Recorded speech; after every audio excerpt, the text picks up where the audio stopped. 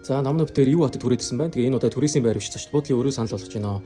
Энэ зочд буудал нь маш гоё цэвэрхэн. Тэгээ дотроо гоё minimal interior designтэй юм байна. Миний хувьд гэх юм бол 186 буюу монгол мөнгөөр 90,000 төгрөг хавцаа захиалсан. Олон хоногийн өмнө дээрэс нь энэ зочд буудал 2 өөрөө олон хоногоор захиалсан учраас ийм хямд үнээр захиалж чадсан. Энэ зочд буудлын давуу тал нь гэх юм бол EU олон улсын худалдааны төвтэй маш ойрхон. Ерөөсөө зочд буудлаас гараад 5 минут алхаад очих боломжтой. Тэгээд энэ чинь нэг ийм жижиг цонхтой юм байна. Цонхороо бол нэг юм харагдаж байна.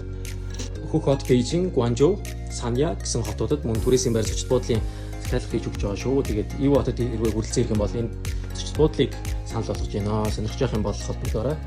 Баярлалаа. За зочд буудлын маань өглөөний цайнд нэг иймэрхүү хотнууд гарсан юм байна.